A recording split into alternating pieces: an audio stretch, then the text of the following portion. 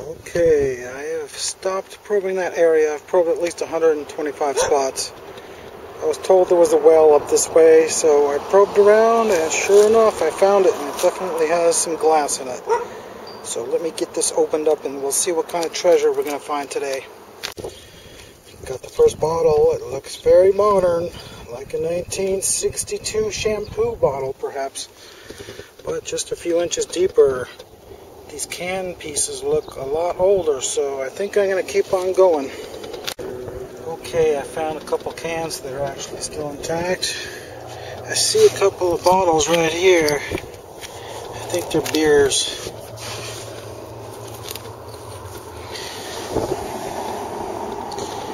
Well, it does sort of look old. It has a 30 on the bottom, but Prohibition was happening all through 1930s, so unless it's from Mexico, it's probably from the later 30s. What about this? Pretty much the same thing, but it is definitely getting a lot older than the 60s. Alright, got a whole bunch of beers here that are all worth 25 cents each, if you're lucky. I got one corker. It's a late cork one. No embossing, kind of surprising. Looks like a Grover's Tasteless Chill Tonic. Probably from about 1930.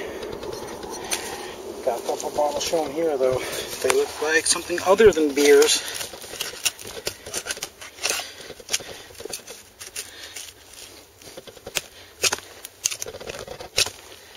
Not worried if I break it because it's way up high, so it's got to be fairly modern.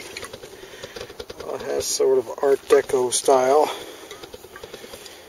Interesting. I've never found one exactly like it before. But it's obviously from about 1942, maybe. So what's this other one? It's a smaller thing. Oh yeah. Heinz Honey and Almond Cream. I've definitely found my share of these over the years. It does have the original lid on it still though. It's not a rusty one because it's made of zinc. So I might give this to the museum if they happen to open, if I'm still here in town on Monday or Tuesday. Okay, I got another one of the smaller Heinz Honey and Almond Cream. It's kind of a hair tonic and a ketchup. Another hair tonic, I think. This worthless bottle. But I just pulled this one out. That is a beer from right around 1900. It's broken, but of course that's a very old bottle compared to the rest of this stuff.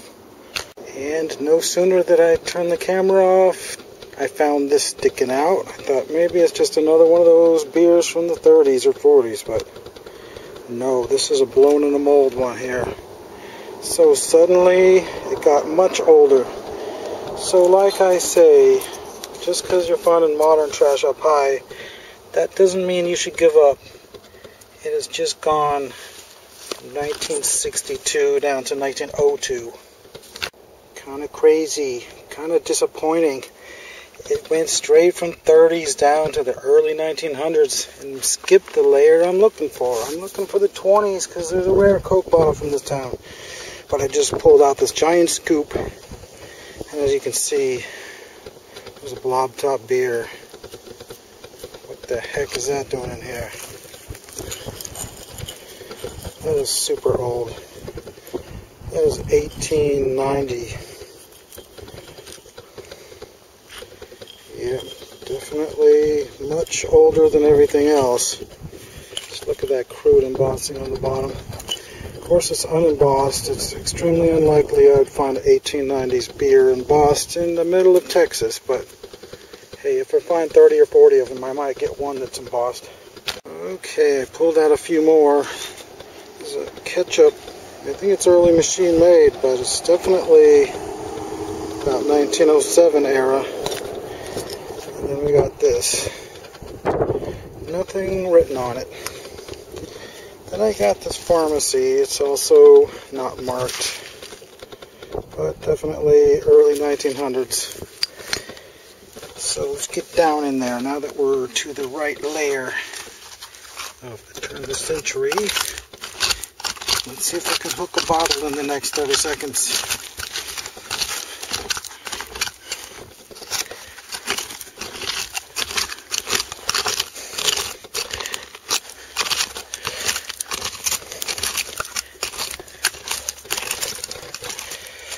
No, but I do see a couple showing up here, so I'll just go for those.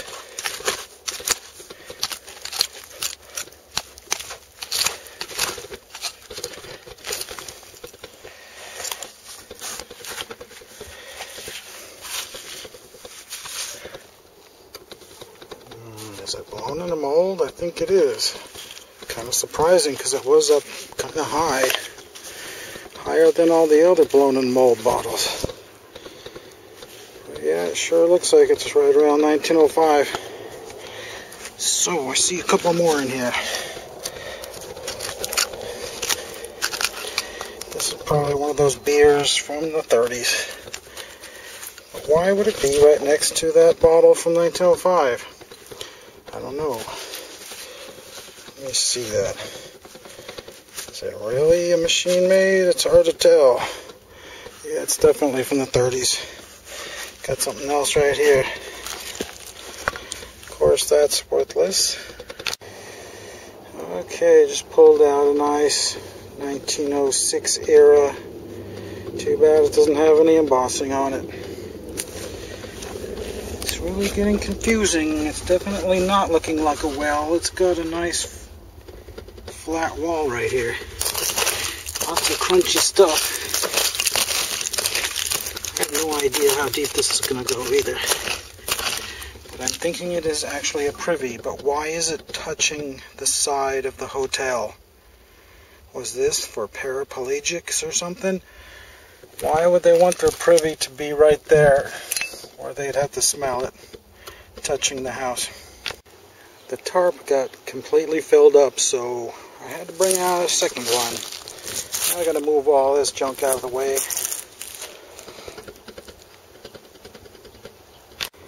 Strange, I just found a machine-made Seltzer. It's probably a very early one from about 1909, though. But the fact that it was deeper than the 1800 stuff was strange. And it definitely is a Privy because there's a square wall right here. Brick. No, not brick. It's actually a stone-lined Privy. I think this is the first one I've ever found like that. And you can see all that ashy and lime powder. Definitely has to be a Privy. Definitely had to be touching the back porch, though. I thought it was running out of bottles, but I just finally found one. It's another one of those ketchup bottles from the early 1900s.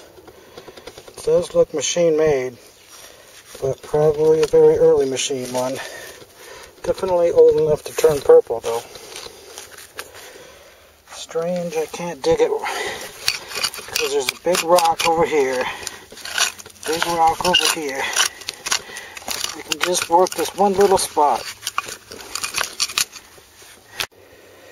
Okay, finally I found another one. I don't know if it's a horseradish or some other condiment bottle. It's definitely right around 1899. So that's a pretty neat shape anyway. Probably for sure will turn purple and be worth $10. But I'm having a terrible time digging here with these rocks. This rock is so huge. I hope I can get it out if I knock it down, because it might weigh over 100 pounds. Alright, just found another one. Look at that beautiful patina on there. And I love the shape of this kind of pharmacy as well. The only thing that could make it better is some embossing. It's definitely right at the 1904 to 1907. Alright, there's a couple more I just found a few minutes ago. Now you get to see me actually pull one out of the dirt.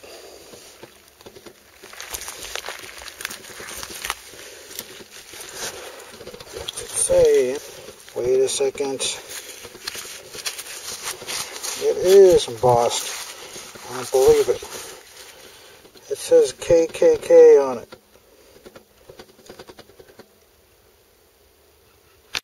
Yeah, that's a good one. It's blown in the mold circa 1905. Doesn't have a city name on it though. But that's definitely the best bottle of the day. Okay, I found a teapot that's almost intact. Still has the lid stuck onto it. And I found whatever this is. And this was pretty interesting. Looks kind of like an insulator that screws into the wall.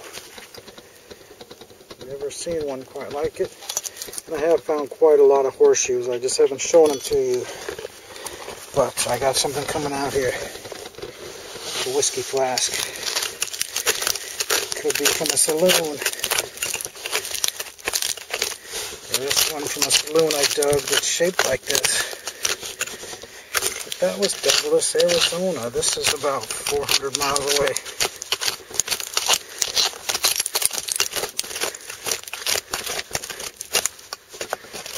But there is a saloon flask from the very next town over. And it's supposed to be worth $3,000. Wow, it's a big, odd-shaped one. All it says is that, well, it's definitely a peculiar size. Can't quite say it's a 32 ouncer. I want to say it's a 28 ouncer. But, whatever. I've never found one quite like it before. So I'll probably end up keeping this one. Of course, I finally get into a real Privy for the first time in 45 days of digging, and the battery's about to die. You see what this is? It's either an automotive wheel from 1903 or from some kind of a wagon, and it looks like there's a second one down there. And I just found the top of a soda bottle. I hope I can find the rest of it just to find out what it is. There's a common ink. And then I just found this. It's a non-spy, or non-spy as some people say. I've never seen the miniature size like this before, so that's kind of interesting find. And I found a broken bitters, electric bitters. Looks like it might be a machine-made one. It is. It's probably from 1907 or 8. Just pulled out 2 bottles in the same second, if you can believe that. It's an early snuff bottle. There's a lot of those in the Southwest. And I found this a few minutes ago, salt shaker. And I just pulled out the shoe fly whiskey flask. Of course, it's not embossed, but it's pretty neat anyway. And then, of course, another one of these. Yeah, it's getting pretty big down here. Almost finished. Probably going to take another 45 minutes actually to clear this wall out. And here's another common one. Here's one of the many interesting iron pieces coming out of here. There's a bunch of the horseshoes. And I just pulled this out.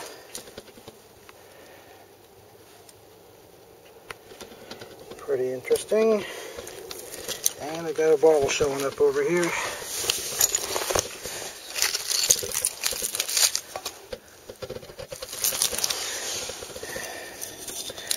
Another 6 ounce with no embossing, but it's a different shape this time. It's looking really junky down here. Here's the weird part. You got modern screw tops from the 30s right here, and then right underneath it we got what looks like a 1905 Whiskey Fifth.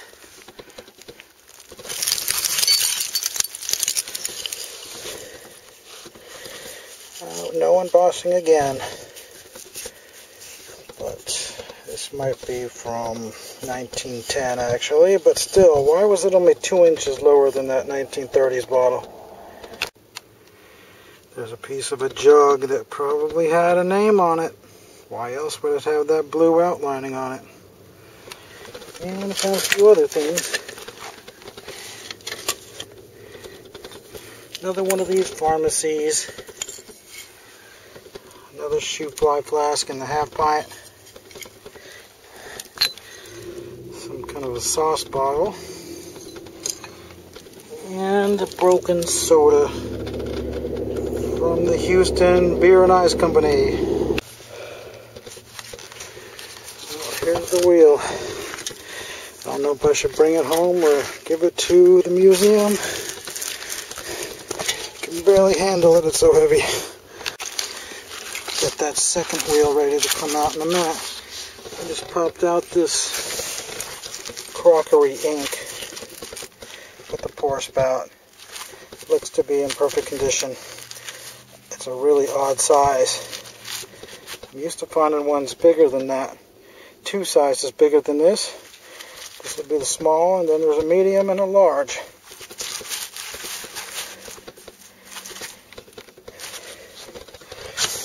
Let me see if I can get this wheel out. Okay, found a few more things. There's another Slick Pharmacy and whatever this is, and another Broma Seltzer, a light bulb. I was surprised it didn't have the point on it, and a can. Nope, there's no gold coins in that one. I think I got something coming out of here though. Right there.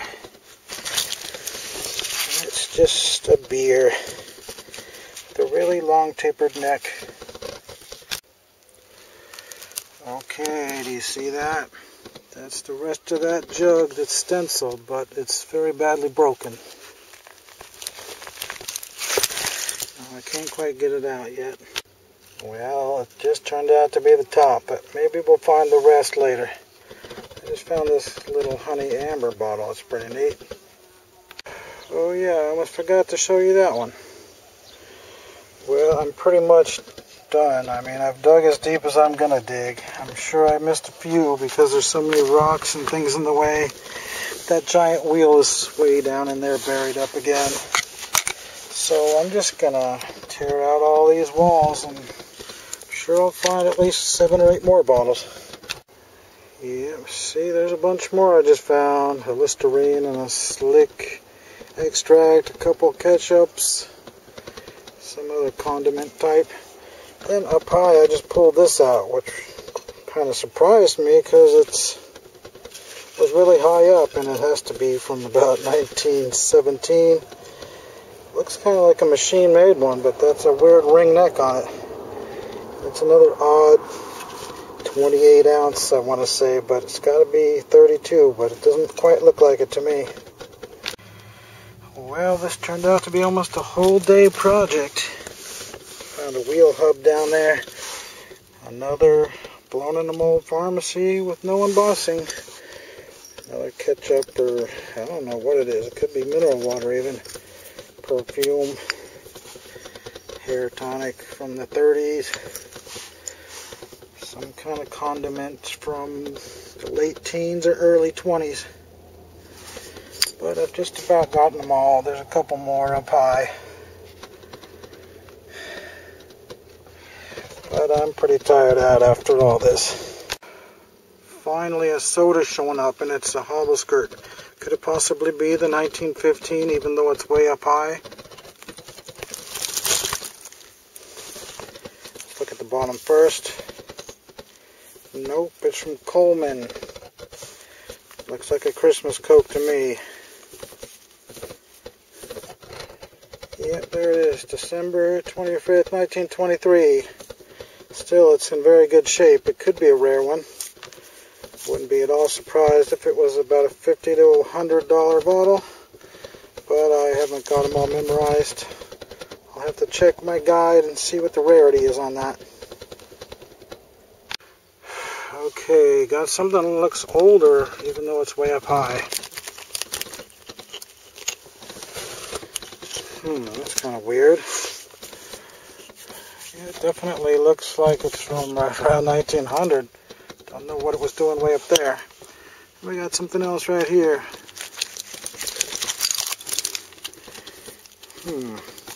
Kind of an odd one.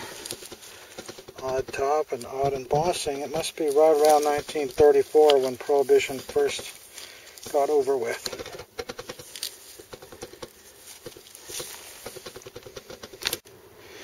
Okay, I just pulled out another Christmas Coke. This one is from San Angelo. It's got a bit of a chip on it, but still, it's definitely worth bringing back. Yeah, there's the Christmas date. So, what else did I find? Plenty of other things like that. Here's a citrate of magnesia. It's got the medical symbol on it. Then one of these whiskeys that are so common. I only saved it to give to the museum. Several cork top Listerines. Several cork top Lysols. More horseshoes. But anyway, it's getting dark and I'm pretty well finished. That's interesting that that's so well preserved. And this one as well. Must be a free sample of ladies' deodorant from the late 40s. So, I don't know how many bottles I got out of here. Probably right around 100. There's plenty more down there that I just chucked back in there without showing them to you because too many ketchups in common bottles, so you don't want to look at all that. So I better get to work. Got a lot of stuff to put back in there. It's going to take me an hour at least to fill this hole back in. So that was a pretty good dig though. It was nice getting back to normal digging after so many days of bad luck. The only thing I regret is not having a screen to sift all this dirt because there was a lot of saloon token potential. This light fluffy dirt. All these beers and whiskeys from 1900 to 1915 could definitely have some of those tokens. They're worth hundreds of dollars each. And now for the bad news. As soon as I put the camera away, a police car showed up and he started asking me what I was doing and if I had permission to be there and all that kind of stuff. And I said, well, the lady next door kind of gave me permission even though she doesn't really own it.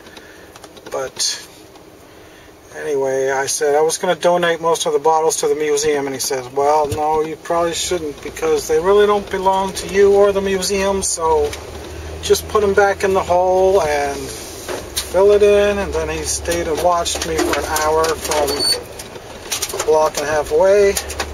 Now you can hear all that mud stuck to my tires flipping around. Been doing that for the last 12 blocks.